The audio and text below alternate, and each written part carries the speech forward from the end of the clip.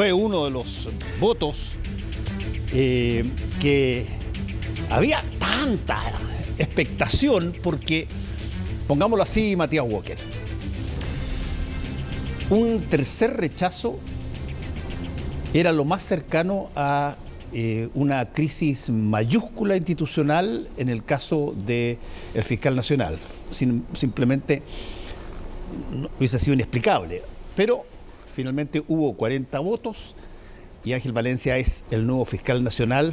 Gracias por estar acá de nuevo. No, gracias a ustedes, Fernando, por la invitación. Yo estoy de acuerdo contigo. Hubiese sido una irresponsabilidad por tercera vez por parte del Senado rechazar al candidato a fiscal nacional propuesto por el presidente de la República. Llevamos 100 días sin fiscal nacional.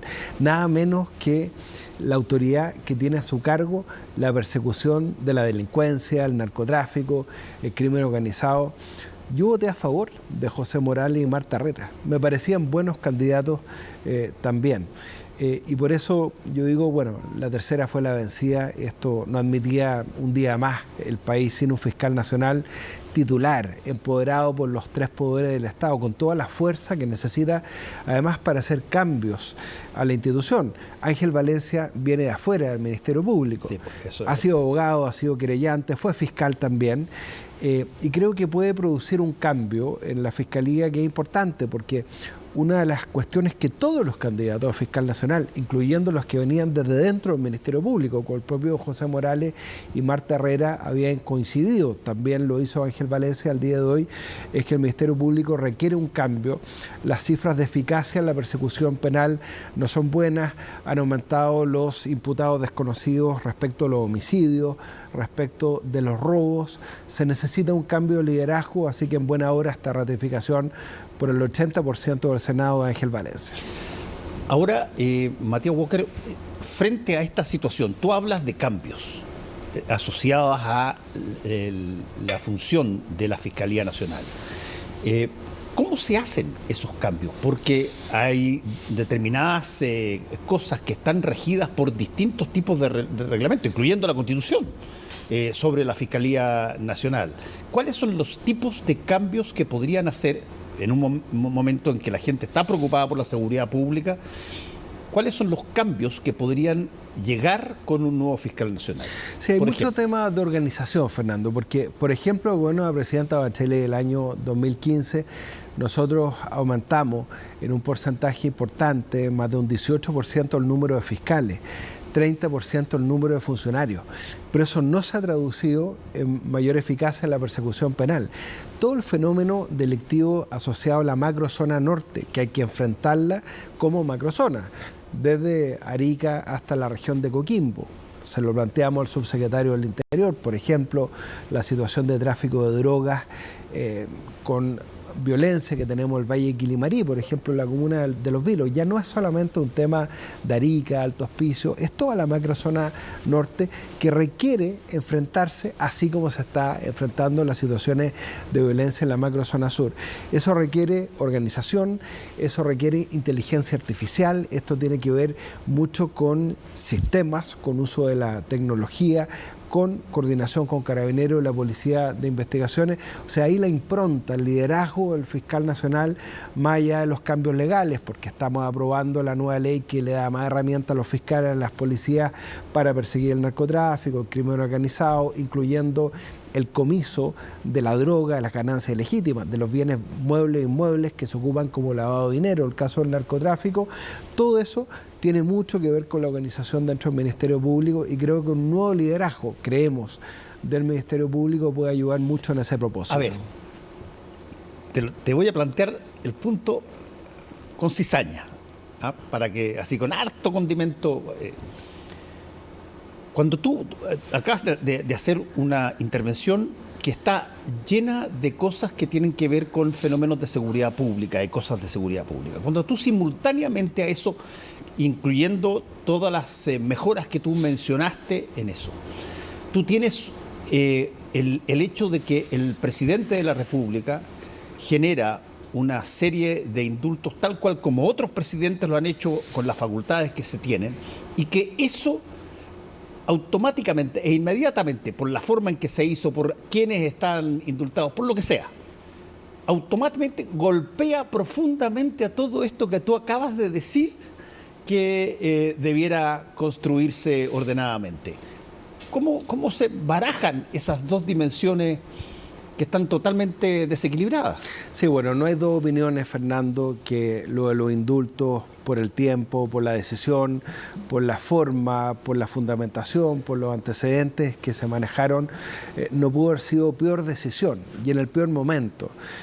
Y bueno, la guinda de la torta es lo que hoy día reconoce la propia ministra Camila Vallejo, en el sentido que de haber tenido todos los antecedentes, el presidente no hubiera obrado como obró, después de haber asegurado al presidente que no eran delincuentes, que los antecedentes estaban fundados, etcétera. Y ahora la pregunta es, bueno, ¿cómo salimos de eso? Porque el error se cometió. Yo soy de los que cree que todavía este error se puede enmendar, al menos judicialmente. Yo sé que es muy complicado hacerlo vía administrativa, porque además son decretos exentos, que no están sujetos al control de legalidad de la Contraloría. Pero creo que jurisdiccionalmente podrían ser revisados por la justicia, ya sea a través de una nulidad de derecho público, eventualmente el Tribunal Constitucional. Pero eso, y yo quiero reiterarlo, no puede ser justificación para que Chile Vamos se pare de la mesa de seguridad. Eso es un profundo error. Ya sabemos que el gobierno cometió este error. Tenemos que ver cómo enmendar, cómo dejar sin efecto, al menos judicialmente, la situación de los indultos. Por ejemplo, Jorge Mateluna se le concedió el primer indulto al gobierno del presidente Lagos, sujeto a la condición de que no volviera a ser condenado por delitos que merecieran pena efectiva, como ocurrió con esta condena, más allá de todos los cuestionamientos que hubo en la Facultad de Derecho de la Universidad de Chile, de Borjanes.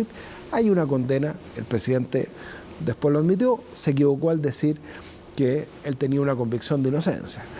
El tema es cómo abordamos la situación de seguridad en su conjunto. Hoy día la ministra Carolina Toá demostró un tremendo liderazgo. En estas 7 horas de sesión en que escuchamos a la ministra Toá y también al candidato a fiscal nacional, ella planteó la nominación de fiscal nacional como un asunto de seguridad pública. Y ella le pidió al Senado, por favor, no dilaten más esta nominación porque necesitamos un nuevo liderazgo a cargo de la persecución del narcotráfico, el crimen organizado, los homicidios que están aumentando, delitos que no teníamos presencia en Chile, como los secuestros, el sicariato, etc. Entonces, yo creo que a partir de la prueba de fuego que logra superar la ministra del Interior, Carolina Toá, hay que darle un nuevo voto de confianza, hay que volver a sentarse a esa mesa de seguridad. La encuesta CADEM ayer es clarísima. La mayoría de la gente no está de acuerdo con la decisión de Chile Vamos de irse a la mesa de seguridad. Porque ¿qué es lo que nos dice la gente? Oiga, si nosotros lo elegimos a ustedes, pónganse de acuerdo. Así como nos pusimos de acuerdo hoy día en la elección de fiscal nacional, es fundamental ponerse de acuerdo en una agenda de seguridad. Sí, ahora, ¿qué tanto puede ser este afer de los indultos? ¿Qué tanto puede ser algo que impida cualquier otro tipo de acuerdo, incluyendo la revisión de Chile Vamos, de si se va o no se va de la situación de seguridad? Si es que estratégicamente Chile Vamos considerara de que mantiene hackeado al gobierno retirándose de esto, ¿cómo se soluciona el problema? No, lo que pasa es que yo creo que, desde el momento que la ministra de Justicia asume la responsabilidad política por una decisión que no fue de ella, el propio presidente dijo, yo asumo la responsabilidad de la decisión. El jefe de gabinete del presidente le ha costado muchísimo al presidente dejar a una persona que era de su máxima confianza en el gobierno.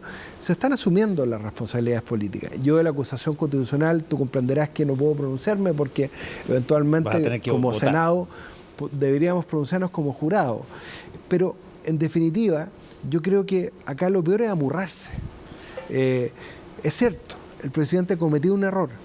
Veamos la vía jurisdiccional de poder solucionarlo, de dejarlo sin efecto. Por ejemplo, el caso de Jorge Mateluna, por ejemplo, el caso de Luis Castillo, que tenía un prontuario policial incluyendo condenas por robo con violencia. O sea, estamos hablando incluso de delitos que estaban excluidos del proyecto de ley de indulto de amnistía que el propio gobierno y sus parlamentarios estaban promoviendo.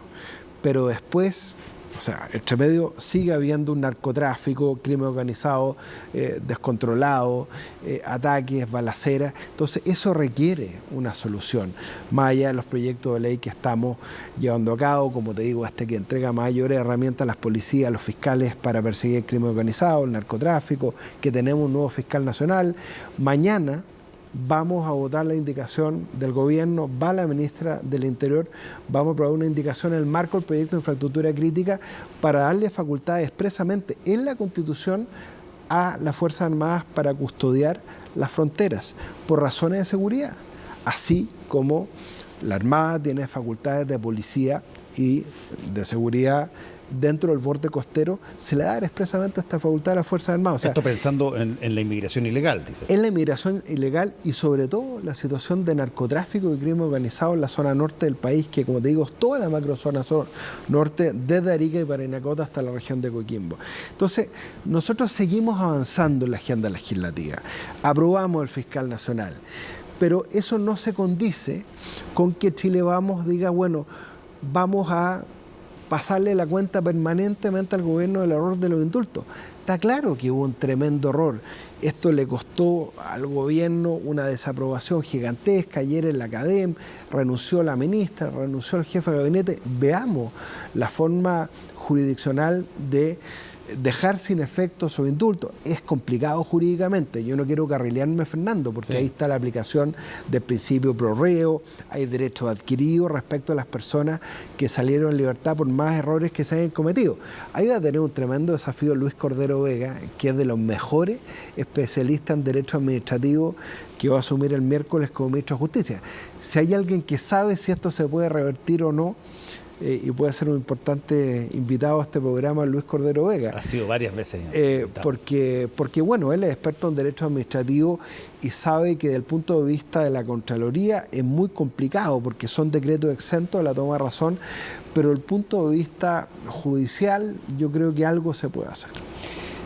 Matías, hay otro punto fuera de este que ha causado de alguna manera una controversia bastante interesante y que tiene que ver con lo que se está construyendo en términos de la continuidad ahora se llama Consejo, no se llama Convención Constituyente, y si es que deben ir o no deben ir, por ejemplo, los partidos en una sola lista o de oposición. Ayer en Tolerancia Cero, en Tolerancia Cero, la presidenta del PPD fue bastante explícita al decir de que ella creía que no iban a haber una sola lista. Y recién en el programa anterior, que me tocó conducir también, reemplazando a Mónica Rincón, Camilo Escalona fue extremadamente explícito que sí se debiera ir en una sola lista común desde, y él dijo, la democracia cristiana o incluso demócratas que está partiendo, hasta, lo que más pueda haber en el lado del gobierno. ¿Cómo estás viendo tú ese tema de las posibilidades de generar engranajes, coordinaciones? Esto también lo debe estar pensando en la oposición, pero en el caso de las personas que han sido gobierno y que están más cercanas a las visiones más progresistas, ¿cómo se ve poder juntar lo que aparentemente cuesta mucho juntar?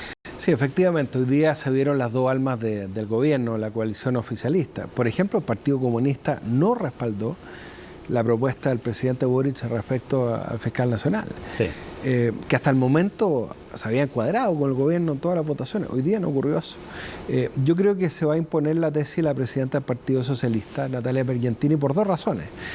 Primero, porque ellos ven que la única forma de recuperar un centro que tradicionalmente votó por la concertación y por la nueva mayoría y que estuvo por el rechazo, es generar una lista de centro-izquierda distinta a Prodignidad.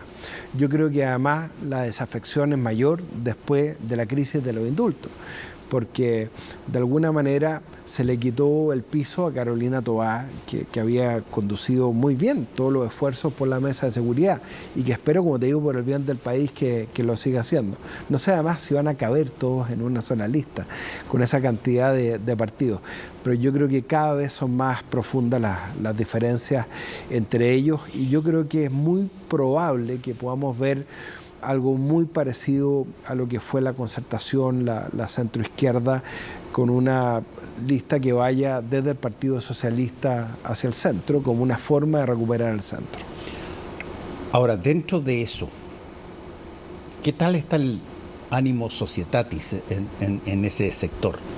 Porque, bueno, tú vienes saliendo del Partido Demócrata Cristiano, hay gente que viene saliendo del socialismo, hay gente que viene saliendo del PPD, hay gente que quedó colgada y que se declaró independiente y con observación, pero que ha tenido trayectoria política.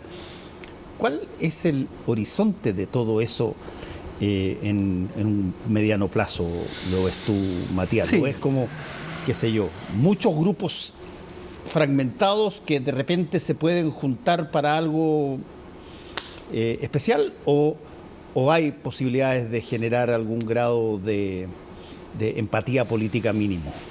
Sí, yo creo que eso es lo que viene, Fernando, porque si tú ves la encuesta CADEM, entiendo, tú me corriges la cifra, que hay un 41% de los ciudadanos que se identifican con el centro. Sí. Hace mucho tiempo, probablemente desde principios de los 90, que no teníamos una identificación tan alta con el centro político. Entonces, obviamente, desde el Partido Socialista, el PPD, la democracia cristiana de Alberto Undurraga, que es muy distinta a la democracia cristiana de Yana Proboste, van a tratar de volver hacia el centro.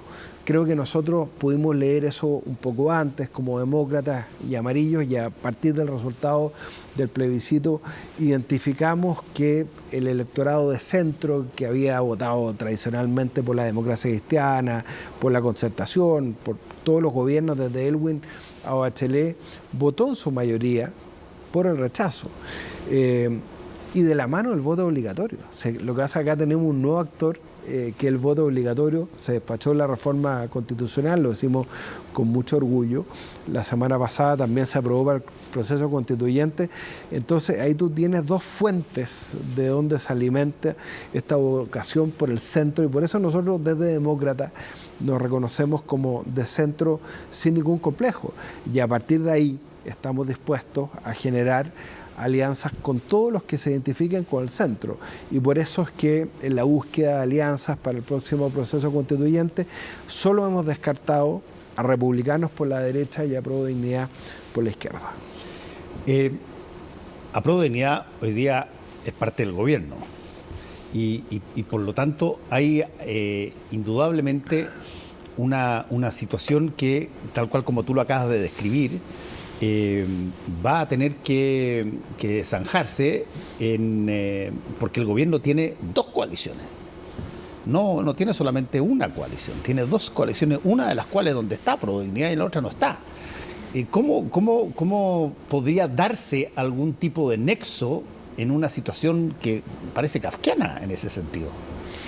Sí, mira, nadie puede predecir el futuro. Si tú me dijeras, mira, nosotros no queremos tener nada que ver con el gobierno, ok, eso excluye a todos los que son parte del gobierno. Pero tú me dijiste Prodignidad, eso es una parte del gobierno. Lo que pasa es que la dinámica que se ha dado particularmente en el Senado, yo he estado 1 año, 10 meses como presidente de la Comisión de Constitución del Senado, y te podría decir que hemos sacado adelante la agenda de seguridad, la agenda de infancia. Ahora se va a promulgar el nuevo servicio que termina con el CENAME, que es el nuevo servicio de reinserción social juvenil, que modifica la ley de responsabilidad penal adolescente. Sacamos la ley de garantías de la niñez, sacamos la reforma constitucional de los 4 séptimos, repusimos el voto obligatorio. También estamos modificando el proyecto de ley de delitos económicos, que tienen que ver con los delitos de cuello corbata, con la colusión, con los delitos medioambientales, que esperamos sacar ahora en febrero, los proyectos de seguridad, infraestructura crítica, que vamos a votar mañana. todos esos proyectos, ¿con quiénes lo hemos trabajado? Con Álvaro Elizalde, presidente del Senado, con Carolina Toá, ministra del Interior, Mario Marcel, a cargo de la conducción de la economía, que una figura mejor evaluada. Entonces nosotros tenemos mucho que ver con ellos, sin ser parte del gobierno, porque tenemos, repito, muchas diferencias con Apruebo Dignidad, con esta tesis refundacional, con esta aseveración que decía Sebastián de Polo, el nuevo embajador de Brasil, vamos a meterle inestabilidad al sistema porque queremos cambio, cada brutalidad que dijeron. Pero con el socialismo democrático tenemos muchas coincidencias y las vamos a seguir teniendo.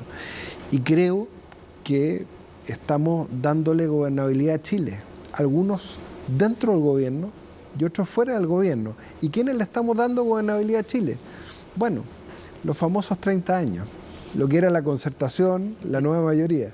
Yo estaba esperando que me dijeras eso para tener la... Ese era el remate. Ese es el remate, claro. Porque aquí lo que se está viendo, ahora que el gobierno que impugnó de alguna manera esos 30 años, cuando eran muchachos jóvenes en la universidad y antes en los colegios, pero en la universidad hicieron toda su carrera con una posición bastante crítica que puede ser perfectamente legítima. Pero resulta que basta acercarse a una costa para darse cuenta que la ola llega, pero después se retrae. Y en algún momento dado viene la respuesta.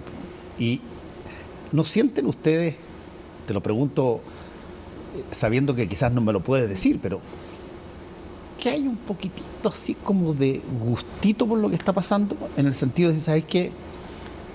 Nos hicieron quedar muy mal, nos trataron muy, muy mal.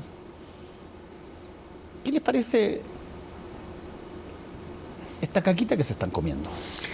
No, yo creo que nadie puede estar contento de lo que está pasando con el país, en términos de recesión económica, en términos de inseguridad ciudadana, pero sí hay una satisfacción de ver que lo que propusimos en su momento en la Cámara de Diputados, que había que tipificar el delito de robo de madera, que era importante, no solamente desde el punto de vista de la sanción, sino que el control de los camiones, la prevención del delito, el gobierno termina aceptando que es importante.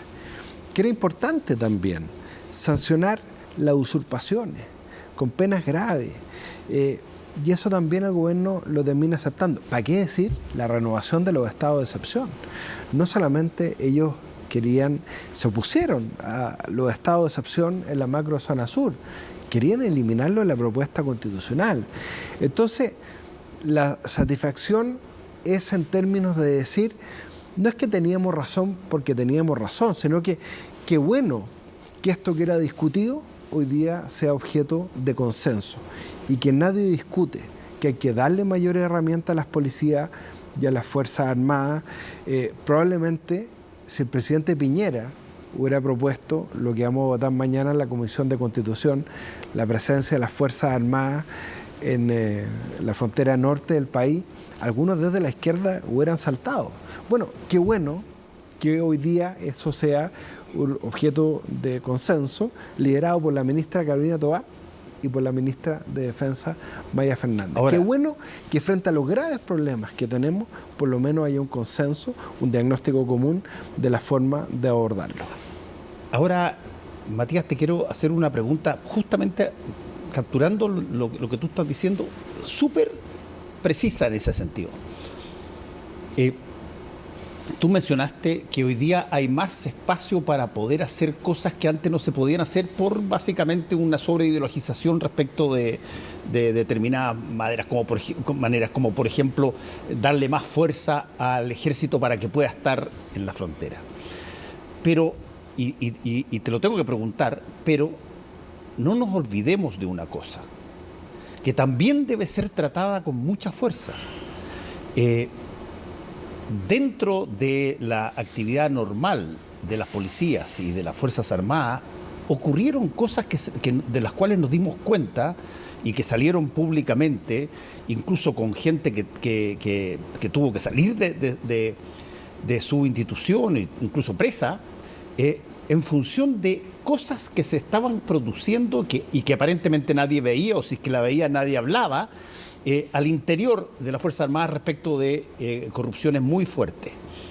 Se habló en un momento dado de reformulación de carabineros, de las Fuerzas Armadas, etcétera.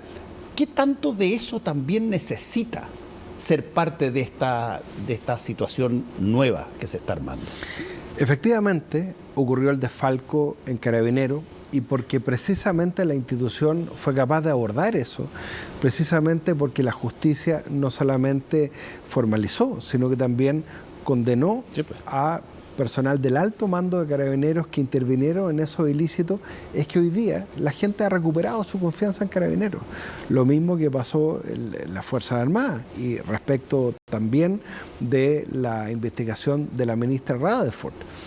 Yo fui autor, junto con Leonardo Soto, del proyecto en la Cámara de Diputados que le permitió a la ministra Rutherford continuar con la investigación del fraude en el Ejército. O sea, desde el Congreso fuimos capaces de generar soluciones para que no haya impunidad. Y gracias a que no hubo impunidad, a que las instituciones respondieron, parafraseando al presidente Lagos, es que hoy día esas instituciones han podido recuperar su prestigio de la mano, naturalmente, del diagnóstico de la ciudadanía, que se requiere más seguridad.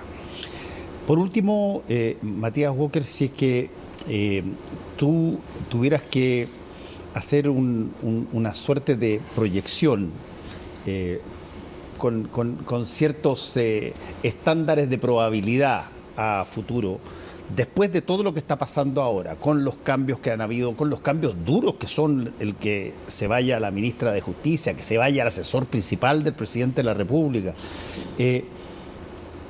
¿cómo sientes tú que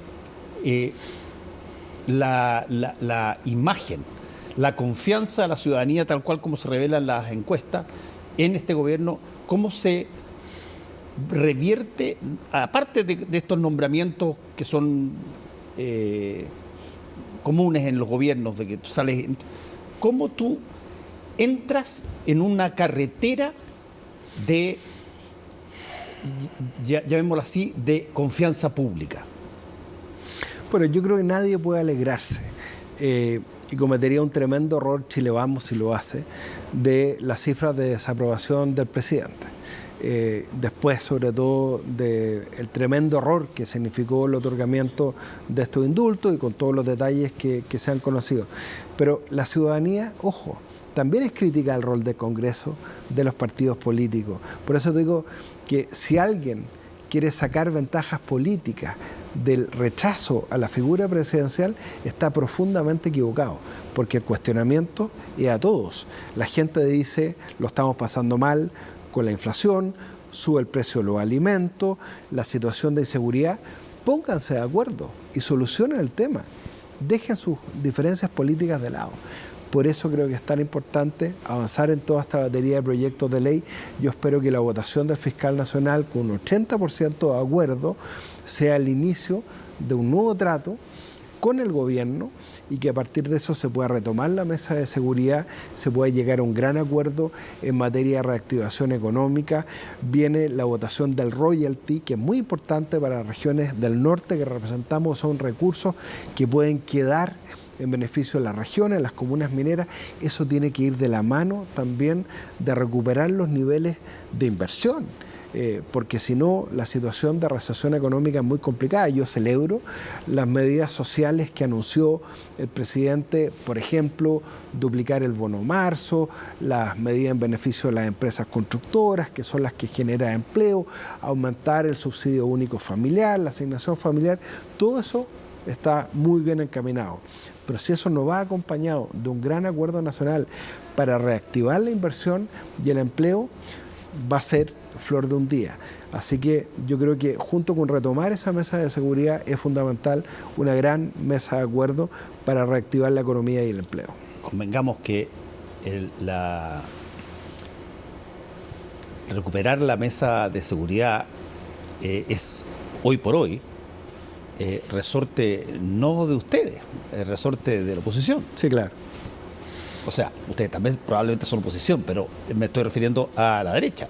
Si la derecha es la que tiene el poder hoy día de transformar un grupo de políticos llamémoslo así, de centro y de centro izquierda o de izquierda, en una cosa mayor para poder canalizar una vez más toda esta situación en torno a las demandas que la ciudadanía está pidiendo en sí, seguridad. Por eso, Fernando, con la misma claridad y leyendo además los resultados de todas las encuestas el día de ayer, con la misma claridad que hay que rechazar los indultos porque fueron un tremendo error y en eso no hay dos opiniones, hay que rechazar la negativa de Chile Vamos de reincorporarse a la mesa de seguridad. O sea, ahí la gente no distingue colores políticos.